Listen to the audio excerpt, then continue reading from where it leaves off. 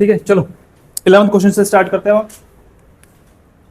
ठीक है, तो सबसे पहले आपका क्वेश्चन बोलता है या which of the following material have magnetic susceptibility in the range of -1 act, susceptibility का साइन है, और 0 मतलब ससेप्टिबिलिटी 0 से क्या है, कम है, और क्या नेगेटिव रीजन में जा रही है, किस में जा रही है, नेगेटिव। तो ऐसी ससेप्टिबिलिटी होती है केवल किसकी, डायमैग्नेटिक मटेरियल्स की। किसकी? तो आपको बेसिकली ये फाइंड आउट करना है कि इनमें से डायमैग्नेटिक कौन सा है। तो जब मैंने आपको टेबल बताई थी, मैंने बोला था कि भैया एग्जांपल याद कर लेना, आते हैं पेपर में। तो इनमें से अगर आप देखोगे तो इनमें से डायमैग्नेटिक कौन सा है, कॉपर। उस दिन पूरा पढ़ा भी था कि कॉपर क्यों होता है। कॉपर एक डायमैग्नेटिक सब्सटेंस है। एल्यूमिनियम पैरामैग्नेटिक है, कॉपर क्लोराइड पैरामैग्नेटिक है, निकल एक फेरोमैग्नेटिक है। फेरोमैग्नेटिक 3 याद आते ना, आयरन कोबाल्ट निकल, ये फेरोमैग्नेटिक होंगे। तो बचा कौन सा, कॉपर। कॉपर डेफिनेटली कौन सा होगा, डायमैग्नेटिक सब्सटेंस। तो इसमें कौन सा आंसर आएगा, कॉपर आ जाएगा। सबको क्लियर है क्यों आया? ठीक है, आगे चले हम। अगला है when a ferromagnetic substance is heated to high temperature it becomes paramagnetic in nature. सही है, ऐसे ही होता है। जब भी किसी भी फेरोमैग्नेटिक सब्सटेंस पे कुछ देर तक टेम्परेचर लगाते हैं कोई फर्क नहीं पड़ता, लेकिन एक टेम्परेचर के बाद फर्क पड़ता था जिसको बोलते हैं क्यूरी टेम्परेचर। और उस टेम्परेचर पे ही एक फेरोमैग्नेटिक सब्सटेंस कन्वर्ट हो जाता था किसमें, पैरामैग्नेटिक में। इसको क्यूरी-वीस लॉ बोलते हैं, पढ़ रखा है हमने ऑलरेडी। तो असर्शन तो बिल्कुल सही है, सही है।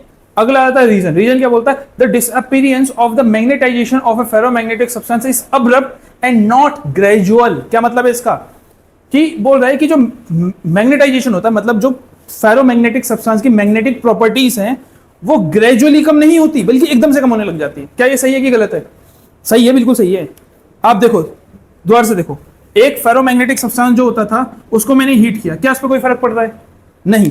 लेकिन इसी की जगह अगर एक मैं पैरामैग्नेटिक सब्सटेंस लेता, ये पैरा है ये फेरो है, इसको हीट करता तो क्या होता बताओ?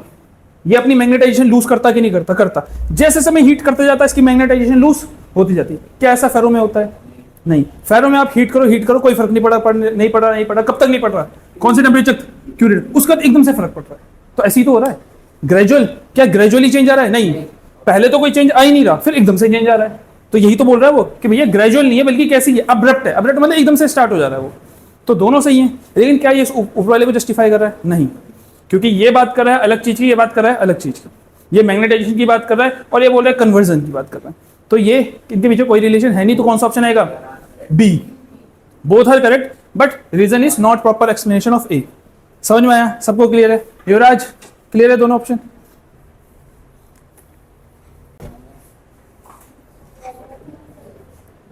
बोलता है कि एक डायमैग्नेटिक सब्सटेंस को हमने किसके अंदर प्लेस किया, एक यूनिफॉर्म मैग्नेटिक फील्ड। अब आपको यूनिफॉर्म मैग्नेटिक फील्ड याद है, एक नॉर्थ होता था एक साउथ होता था, ये होगी मैग्नेटिक फील्ड। और इसी के अंदर क्या रखा गया, एक डायमैग्नेटिक सब्सटेंस रखा गया है। अब डायमैग्नेटिक सब्सटेंस की प्रॉपर्टी पता है कि ये एक मैग्नेटिक फील्ड बनाता है। कौन से डायरेक्शन में? अपोजिट।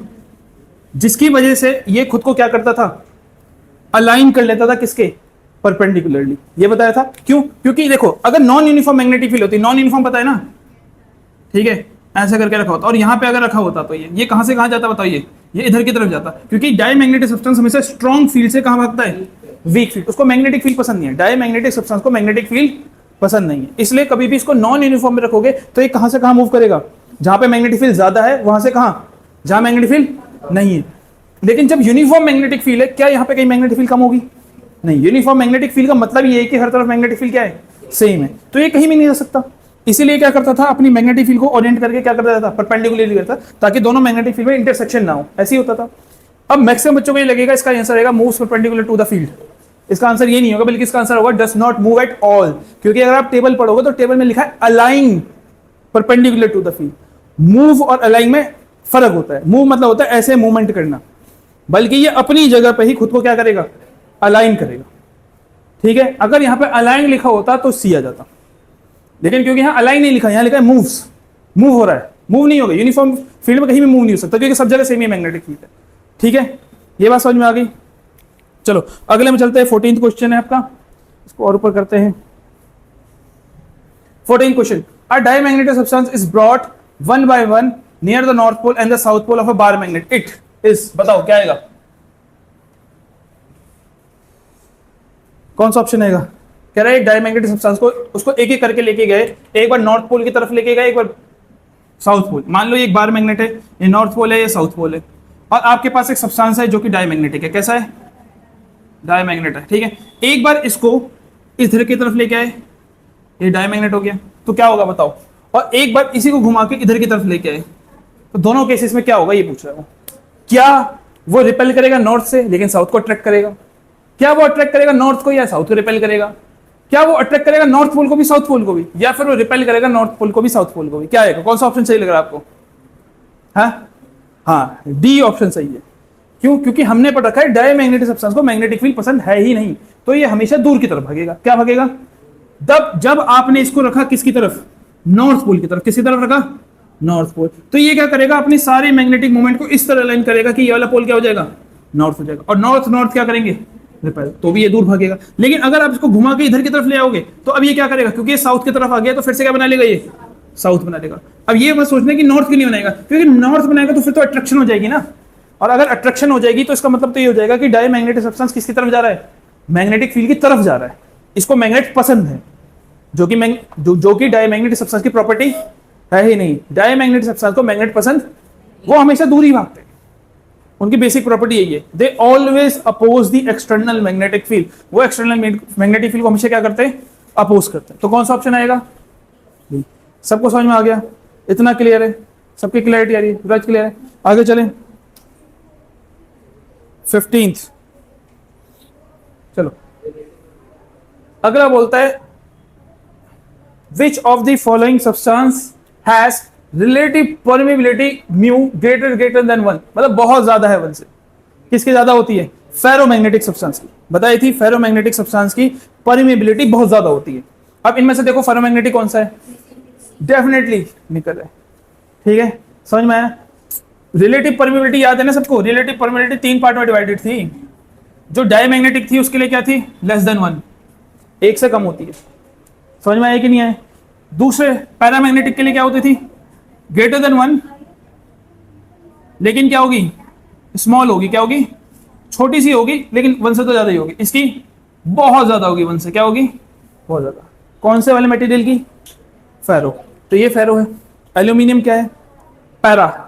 ठीक है, इसमें से ये साइड डायमैग्नेटिक है, ये पैरामैग्नेटिक है। सोडियम क्लोराइड पैरामैग्नेटिक है। ऑल दो ऑप्शन में आपको इजीली पता चल रहा है, तो बाकी देखने की जरूरत है नहीं। ठीक है, अगला चलिए अब हम कौन सा क्वेश्चन है? 16। सोडियम क्लोराइड आपका है डायमैग्नेटिक। हाँ ठीक है, 16 क्वेश्चन में चले। 16 क्वेश्चन बोलता है the relative permeability of a medium is 0.075, it's magnetic susceptibility will be. तो यहां पे लगेगा एक फॉर्मूला। क्या लगेगा? एक फॉर्मूला जिसकी डेरिवेशन फिलहाल मैंने आपको कराई नहीं है, पर वो फॉर्मूला आपको याद रखना है। डेरिवेशन कभी इस चैप्टर से पेपर में आई भी नहीं है। ठीक है, और वो फॉर्मूला क्या है? Relative permeability is equal to 1 plus susceptibility. ये फॉर्मूला है। ये फॉर्मूला समझ में आया सबको? क्या फॉर्मूला है?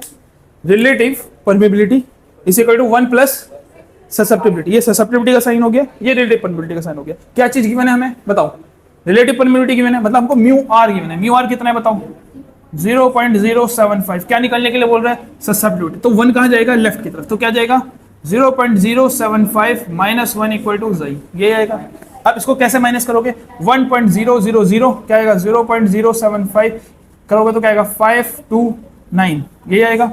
ठीक है, और माइनस का आएगा क्योंकि बड़ा है, तो क्या आएगा? 0.925 इक्वल टू z। कौन सा ऑप्शन आएगा?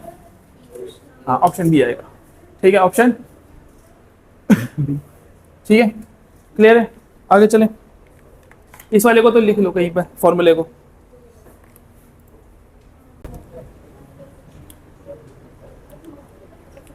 हो गया, इरेज कर दें। चलो अगला क्वेश्चन है आपका कौन सा? 17th। A small bar magnet on place near a magnet is repelled by it. कह रहा है एक बार मैग्नेट है, स्मॉल बार है, उसको जब प्लेस किया गया किसी दूसरे, अच्छा स्मॉल बार है, मैग्नेट नहीं है, एक छोटा सा टुकड़ा है। कैसा टुकड़ा है वो? इस तरह से टुकड़ा है। इसको प्लेस किया किसी एक मैग्नेट के पास, किसी के पास, और ये देखा गया कि वो उससे क्या कर रहा है? दूर भाग रहा है। दूर कौन भागते हैं? Diamagnetic substance. तो फाइंड करो कौन सा डायमैग्नेट है। क्या आयरन डायमैग्नेट? नहीं, फेरो। कॉपर डायमैग्नेट है। तो कौन सा ऑप्शन आ जाएगा? ठीक है, ये कैसा है? पैरा। ये कौन सा है? फेरो। निकल फेरो है। ठीक है, चलो अगला 18th। Which of the following has its permeability less than that of free space? Less than that of free space, free space से भी कम है परमेबिलिटी। हाँ बताओ क्या बोले, कौन सा 18th? देखो चलो, नहीं कॉपर नहीं, ए है कॉपर। मैं बताता हूं, देखो आपके पास एक मैग्नेटिक फील्ड है और इसमें आपने रख दिया एक डायमैग्नेटिक सब्सटेंस। क्या रख दिया? Diamagnetic substance. सही है। अब मेरे को एक बात बताओ, जो मैग्नेटिक फील्ड है क्या वो इसके पास जाएगी या बाहर जाएगी? बाहर जाएगी। हमने सबने पढ़ रखा है, ठीक है, सबने पढ़ रखा है ना। अब मेरे को एक बात बताओ, मैं तुमसे बहुत ही कॉमन सेंस का क्वेश्चन पूछ रहा हूं कि जो मैग्नेटिक फील्ड है वो किसको चूज कर रही है? क्या वो एयर को चूज कर रही है या वो मटेरियल को चूज कर रही है? वो एयर से पास करना चाह रही है। तो किसकी परमेबिलिटी ज्यादा है? परमेबल बताया ना, जिसके थ्रू आर पार हो जाए उसको परमेबल बोलते हैं। क्या एयर ज्यादा परमेबल है या मीडियम ज्यादा परमेबल है? उसके एयर ज्यादा परमेबल है। तो क्वेश्चन है पूछ रहा है भैया इनमें से किस मटेरियल की परमेबिलिटी एयर से भी कम है? फ्री स्पेस मतलब एयर ही तो होगी एक तरह से, तो किसकी कम है? एक डायमैग्नेटिक सब्सटेंस की ही तो कम होती है। एक डायमैग्नेटिक सब्सटेंस में ही क्या होता है, एयर से भी कम मैग्नेटिक फील्ड जा रही है। एयर में 4 जा रही है, इसमें एक भी नहीं जा रही फिलहाल। तो कौन सा आंसर आएगा इसका? वो सब्सटेंस जो कि डायमैग्नेटिक है, कॉपर हो गया। सही है, क्योंकि डायमैग्नेटिक सब्सटेंस की परमेबिलिटी बहुत कम होती है, वैक्यूम से भी ज्यादा कम होती है। ठीक है, जो क्या कहते हैं ऋषित बोल रहा था, कौन सा? निकल। तो निकल में क्या होता? क्या ऐसा होता? नहीं होता। अगर आप निकल रखते ना यहाँ पे तो क्या होता बताओ? सारी मैग्नेटिक फील्ड इसी के अंदर जाती है, तो फिर तो इसकी परमेबिलिटी बहुत ज्यादा हो जाती ना, फ्री स्पेस से तो बहुत ज्यादा हो जाती, वो तो अपोजिट हो जाता। ठीक है, चलो अगला आ जाता है किसमें? 19th। कौन सा है ये बताओ? ये तो बहुत सिंपल है, it is a diamagnetic material. Magnetic field को जो दूर भगा है वो डायमैग्नेटिक मटेरियल होता है। कौन सा दिख रहा है? कॉपर। ठीक है, हाँ ठीक है। कौन सा वाले क्वेश्चन पे आ गए हम? 20। Which of the following has relative permeability between 0 and 1? 1 से भी कम है तो किसकी होगी 1 से कम? वाटर। मेरे ख्याल से वाटर ही होगा, और तो कुछ बचता नहीं। ठीक है, इसका क्या होगा? वाटर ही होगा। हाँ मैं बता देता हूं, देखो बोल रहा है कि इनमें से किस मटेरियल की रिलेटिव परमेबिलिटी 0 एंड 1? 0 एंड 1 मतलब पता है कि 0 से 1 तक, 1 से ज्यादा नहीं है, मतलब 1 से कम ही है। 1 से कम मतलब उसमें से एक भी मैग्नेटिक फील्ड प्रॉपर्ली पास नहीं कर रही। ऐसे ही होता है। ऐसे सब्सटेंस को क्या बोलते हैं हम? Diamagnetic substance. हम एक एक करके बताता हूं। एल्यूमिनियम कौन सा मटेरियल है? It is a paramagnetic material. इसमें से तो मैग्नेटिक पास करते हैं तो इसकी परमेबिलिटी 1 से तो ज्यादा होगी। ठीक है। एल निको, एल निको बेसिकली एक अलॉय होता है 3 चीजों को मिला के, वो है एल मतलब होता है एल्यूमिनियम, एन आई मतलब होता है निकल, और सी ओ मतलब होता है कोबाल्ट। अब मेरे को बताओ क्या ये डायमैग्नेटिक हो सकता है कभी? नहीं। ये कैसा होगा? It is a ferromagnetic substance, बल्कि most of the magnets are made from alnico, aluminium nickel cobalt, it is a ferromagnetic substance. ठीक है, उसका बाद आ गया सोडियम। क्या गया? सोडियम। सोडियम कैसा होगा? पैरा। तो बचा कौन सा? वाटर। और आपको अगर ये अंदाजा नहीं आ रहा तो हमने जब लास्ट क्लास में पीपीटी पढ़ी थी, मैंने बोला था human body is made up of water and human are diamagnetic in nature. तो इसमें से डायमैग्नेटिक सब्सटेंस कौन सा है? वाटर। और वाटर की ही परमेबिलिटी 0 और 1 के बीच में होगी। समझ में आई बात? इतनी चीज क्लियर है। चलो अगला आ जाते हैं 21 क्वेश्चन पे। 21 क्या है?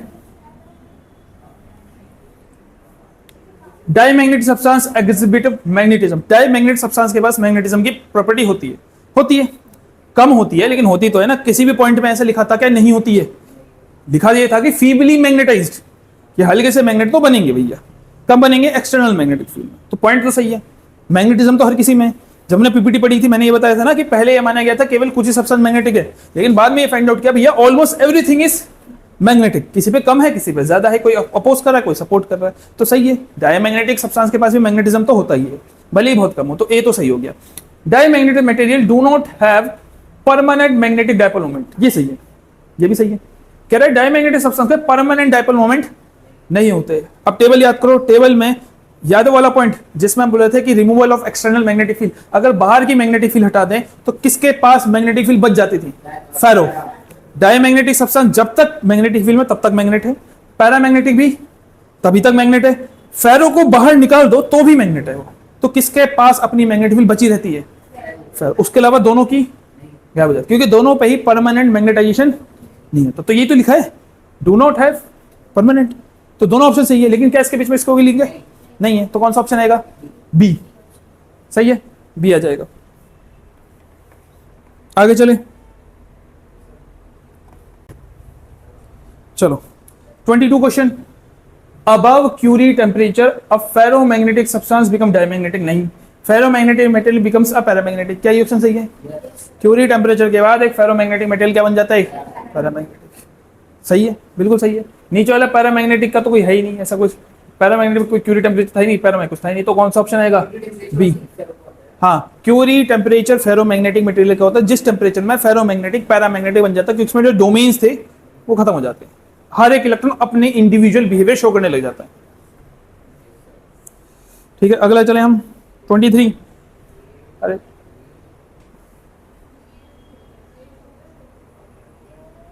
चलो 23। Differentiate between magnetization and susceptibility of a material. What can you say about the susceptibility of paramagnetic and diamagnetic materials? Theoretical question है, ठीक है, दोनों आप खुद कर लोगे। 23 का पहला वाला पार्ट क्या बोल रहा है? किस किस के बीच में बताना है आपको? एम और जाई के बीच में बताना है।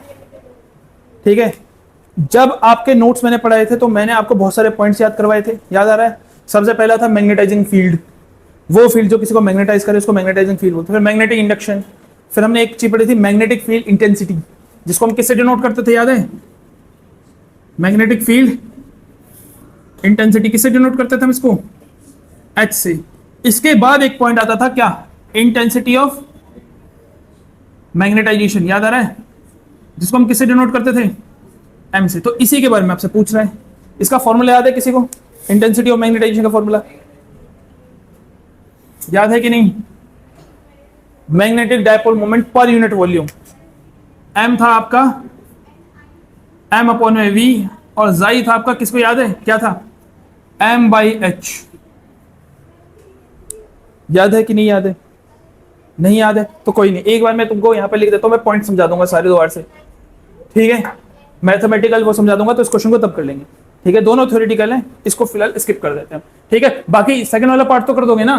क्या बोले? ससेप्टिबिलिटी तो किसके? पैरामैग्नेटिक और डायमैग्नेटिक सब्सटेंस की। तो ससेप्टिबिलिटी पैरामैग्नेटिक की कितनी होती है? 1 से थोड़ी सी पॉजिटिव वैल्यू होती है, और डायमैग्नेटिक की ससेप्टिबिलिटी क्या होती है? कम होती है और नेगेटिव होती है। ससेप्टिबिलिटी याद है ना, कितना इजीली कोई भी मटेरियल मैग्नेटाइज हो जाता है, उसको ससेप्टिबिलिटी बोलते थे। फेरो के लिए सबसे ज्यादा होता था, पैरा के लिए कम होता था, और डाई के लिए तो नेगेटिव होता था, क्योंकि मैग्नेटाइज होते थे लेकिन अपोजिट डायरेक्शन में। ठीक है, ये चीज क्लियर है? बच्चे ने दो चीज में कंफ्यूज होता है, ध्यान रखना। एक है ससेप्टिबिलिटी और दूसरा क्या है? Relative permeability. ये दोनों पॉइंट्स तो आपको याद होने ही चाहिए। डाई के लिए, पैरा के लिए, फेरो के लिए बताना जरा। डाई के लिए ससेप्टिबिलिटी नेगेटिव, जहां भी नेगेटिव समझा तो डायमैग्नेटिक। लेकिन डाई के लिए परमेबिलिटी नेगेटिव नहीं होगी, 1 से कम होगी। 1 से क्या होगी? कम होगी। समझ में आया कि नहीं है? नेगेटिव नहीं होगी। रिलेटिव परमेबिलिटी मतलब होता है कितनी मैग्नेटिक फील्ड मटेरियल से पास करेंगे, तो 1 या 1 से कम। ऑल्दो मैथमेटिकली उसका मतलब ये नहीं होता, पर याद करने के लिए मैंने ट्रिक बता रखी, ठीक है? पैरा के लिए ससेप्टिबिलिटी पॉजिटिव स्मॉल, और परमेबिलिटी पॉजिटिव स्मॉल। फेरो के लिए वही, ये भी लार्ज, ये भी लार्ज। तो बस याद तो यही करना है ना, ससेप्टिबिलिटी होगी तो नेगेटिव होगी, परमेबिलिटी होगी तो 1 से कम होगी, ठीक है? समझ में आया कि नहीं आया? कर लोगे, इतना तो याद कर लोगे। चलो आगे चलते हम कौन से में? 24 बताओ। The magnetic field lines are dash by diamagnetic substance. Yes, deflected लिख दो, रिपेल लिख दो, दोनों के दोनों सही है। डायमैग्नेटिक सब्सटेंस हमेशा क्या करते हैं? रिपेल करते हैं किसको? एक्सटर्नल मैग्नेटिक फील्ड को। 25 कह रहा है the magnetic susceptibility of a magnesium at 300 is 1.2 into 10⁵. What temperature the magnetic susceptibility will 1.45 into 10⁵. Numerical है, और ये न्यूमेरिकल क्यूरी लॉ के ऊपर है। सिंपल आपका फॉर्मूला लगेगा Xi इक्वल टू CT, सबने कर रखा है। इट इज क्यूरी लॉ कि भैया पैरामैग्नेटिक सब्सटेंस के लिए जो ससेप्टिबिलिटी होती है वो इनवर्सली प्रोपोर्शनल होती है किसके? टेम्परेचर के। और C को बोलते थे क्यूरी कांस्टेंट, जिसकी वैल्यू हमें नहीं गिवन है, जरूरत भी नहीं है, नहीं गिवन है, कोई बात नहीं। चलो पहला केस देखिए, केस 1। तो केस 1 में क्या बोल रहा है कि भैया जब टेम्परेचर है 300, टेम्परेचर कितना है? 300, कांस्टेंट की जगह कांस्टेंट, तो ससेप्टिबिलिटी कितनी है? 1.2 into 10⁵. तो ये हो गया पहला केस। दूसरा केस क्या बोल रहा है? केस 2 ये बोलता है कि भैया किस टेम्परेचर पे ससेप्टिविटी 1. अब ससेप्टिविटी तो दी है 1.44 इंटू 10 की पावर 5, क्या नहीं दिया गया, टेम्परेचर नहीं दिया गया, सही है, इस बार टी की वजह कुछ पुट नहीं होगा। तो अगर मैं इन दोनों को डिवाइड ही कर दूं तो सी से सी कट नहीं जाएगा, तो क्या जरूरत हमें सी की नहीं है ना, तो डिवाइड कर दो सिंपली, फॉर्मूला ये लगाया पता चल गया ना, तो लिखो 1.2 इंटू 10 की पावर 5 अपॉन 1.44 इंटू 10 की power 5 equal to C by 300, इसको सीधा लिख देंगे, इसको उल्टा लिख देंगे, टी बाई सी, सी से सी कट जाएगा, 10 की पावर से 10 की पावर 5 कट जाएगा, यहाँ आएगा 120 अपन में जाएगा 144 और इनटू में क्या जाएगा 300 इक्वल टू टी, 12 10 जा 12 12 जा 144, 300 जा 3 4 जा 12, 4 1 जा 425 जा 100, तो टी कितना आ गया 250 केल्विन। इतने टेम्परेचर पे ससेप्टिविटी चेंज हो जाएगी। समझ में आया? जब टेम्परेचर ये था तो ससेप्टिविटी ये थी, तो दूसरी ससेप्टिविटी थी उसका टेम्परेचर पूछा था, वैल्यू तो पुट करनी है खाली। Easy question. अभी आगे चलें, समझ में आ रहा है ना सबको, इजी लग रहा है? चलो 26 द मैग्नेटिक ससेप्टिविटी, खुद बता दो यार तुम, कितनी बार बताओ मैं, कौन सा मटेरियल है 26? हाँ डायमैग्नेटिक, कैसे पता चला? नेगेटिव साइन, तुरंत पता चल जाएगा। चलो 27 right one important property of paramagnetic, कोई भी इंपॉर्टेंट प्रॉपर्टी बता दो पैरामैग्नेटिक की।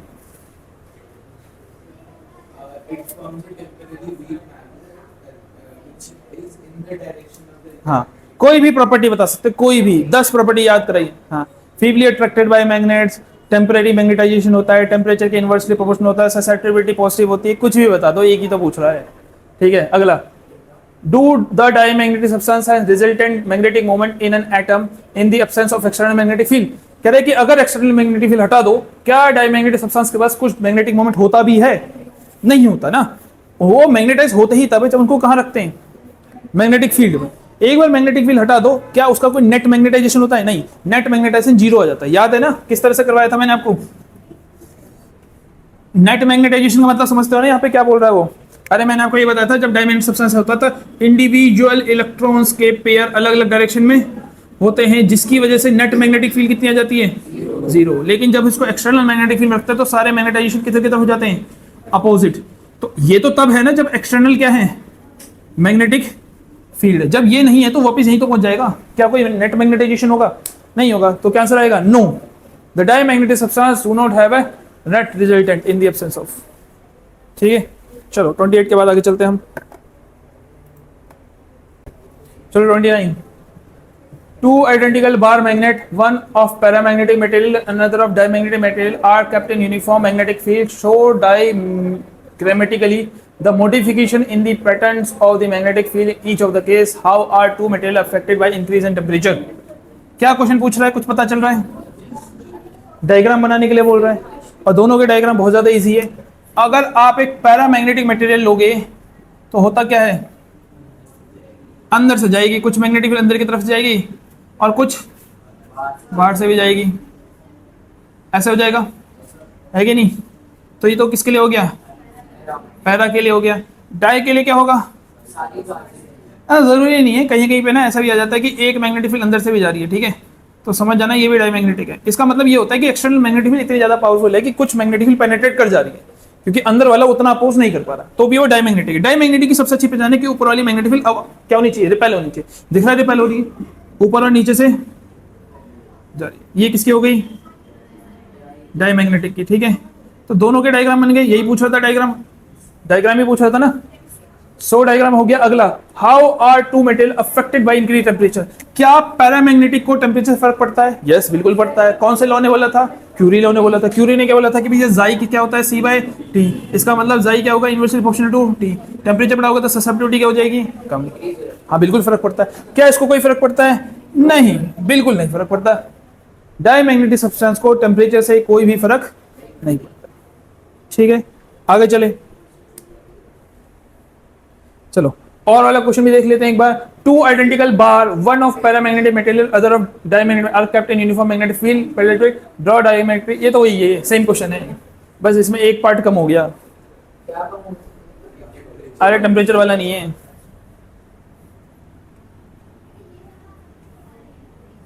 चलो अगला 30, right 3 point of difference between para dia ferro. कर दोगे? कोई भी 3 लिख देना। तीनों में ससेप्टिविटी याद है, तीनों में परमिबिलिटी याद है, तीनों का टेम्परेचर याद है, फर्क नहीं पड़ता, फर्क पड़ता है एक टेम्प के बाद फर्क पड़ता है। तीनों में मैग्नेटाइजेशन का पता है, एक तब तक ही मैग्नेट है जब तक फील्ड है, दूसरा भी, लेकिन तीसरे पास मैग्नेटिक फील्ड हमेशा रहती है। कर लोगे? वो जो पॉइंट जिसके बाद क्या कहते हैं फेरोमैग्नेटिक और फेरोमैग्नेटिक हाँ हाँ एग्जैक्टली, ठीक है, तो वो कर लेना। अगला, the susceptibility of a magnetic material is 0.9853। कौन सा मटेरियल बताओ? It is a paramagnetic substance. कैसे पता चला? पहली बात ससेप्टिबिलिटी और दूसरा पॉजिटिव है। अगर ये नेगेटिव होती तो डायो होता, क्योंकि पॉजिटिव की है और स्मॉल है तो it is a paramagnetic material. हाँ, उससे ज्यादा होती है, काफी ज्यादा होती है। Identify the type of magnetic material, पता चल गया। Draw modification of the field pattern on keeping a piece of this material in uniform magnetic field. कर लोगे? पैरामैग्नेटिक्स अभी बनाया था डायग्राम, वही सेम डायग्राम बनेगा। चलो अगला क्वेश्चन, ये वाला second. A relative permeability of a substance X is slightly less than unity। X की यूनिटी से कम है permeability और Y की यूनिटी से ज्यादा। यूनिटी मतलब होता है 1, तो पहले की 1 से कम है permeability, दूसरे की 1 से ज्यादा। तो पहला मटेरियल कौन सा होगा? डायमैग्नेटिक। दूसरा क्या होगा? पैरामैग्नेटिक। यूनिटी मतलब 1 यूनिट, याद है ना, पर यूनिट। तो कौन सा ऑप्शन आएगा? ठीक है, डी वाला ऑप्शन आ जाएगा। अगला आता है थर्ड वाले क्वेश्चन में। तो थर्ड वाला क्वेश्चन बोलता है कि एक रॉड इस तरह से अलाइन कर रही है, तो पता चल जाएगा ना तुम्हें कौन सा मटेरियल है। It is a diamagnetic material, याद है ना। डायमैग्नेटिक मटेरियल खुद को क्या कर लेता है? परपेंडिकुलरली अलाइन कर लेता है, क्योंकि ये मैग्नेटिक फील्ड से दूर भागता है। तो कौन सा ऑप्शन आएगा? एवरी एटम, अच्छा ऑप्शन कुछ अलग है। Every atom in the rod has zero magnetic moment. अच्छा, the rod is attracted when taken to the near pole, ये तो हो ही नहीं सकता। The relative permeability of the material is slightly less than 1, यही सही है। आर वाला पॉइंट सही है। अच्छा, और भी है पॉइंट। अच्छा चलो एक और पढ़ लेते हैं। The susceptibility of the material of the rod is directly proportional to temperature. नहीं, ये तो नहीं है। P, every atom has zero magnetic moment, हाँ ये सही है, पी और आर, ठीक है। ए इसलिए होगा क्योंकि जब किसी भी डायमैग्नेटिक सब्सटेंस को मैग्नेटिक फील्ड के बाहर रखा था तो हर एक एटम की नेट मैग्नेटिक फील्ड जीरो हो जाती थी, याद है, क्योंकि पेयर्ड इलेक्ट्रॉन्स होते थे, एक क्लॉकवाइज एक एंटी क्लॉकवाइज। अरे यार देख, कोई तो एक होगा ही। अब ओनली आर वाला तो दिख नहीं रहा, तो डेफिनेटली पी लेना पड़ेगा, ठीक है। हाँ, जो मोस्ट प्रोबेबल लगता है उसी की तरफ जाते हैं। P and R, option B. Option B is correct, P and R are correct. चलो अगला आ जाते हैं सेकंड वाले क्वेश्चन पे। Draw diagram representing the behaviour of magnetic field line. कर लोगे? दोनों इजी है, अभी करके बताया था, सेम वही डायग्राम बनेगा। हाँ ठीक है, हो गया चैप्टर खत्म, यही था। तो कुल मिला के क्या समझ में आया आपको, ये बताओ। हाँ, और कहाँ से आ रहे हैं मेनली क्वेश्चंस? वो जो टेबल थी, तभी मैंने बोला टेबल से हर बार क्वेश्चन आते हैं। अगर टेबल आपको अच्छे से रटी पड़ी है तो 2 या 3 मार्क्स का तो आपका क्वेश्चन वहीं से बनेगा, ठीक है। एग्जाम्पल याद कर लेना, सारे पॉइंट याद कर लेना, बात बन जाएगी, ठीक है। अब इसी बुक में ना आपके पीछे जाओगे तो एक सेल्फ असेसमेंट करके दे रखा है। इट इज सेल्फ असेसमेंट, तो इसलिए वो आप करके लाओगे और जो डाउट होगा वो खुद पूछोगे फिर से। मैं इसके असाइनमेंट वगैरह दूंगा, वो मैं करवा दूंगा, पर सेल्फ असेसमेंट आपको खुद ही करने पड़ेंगे।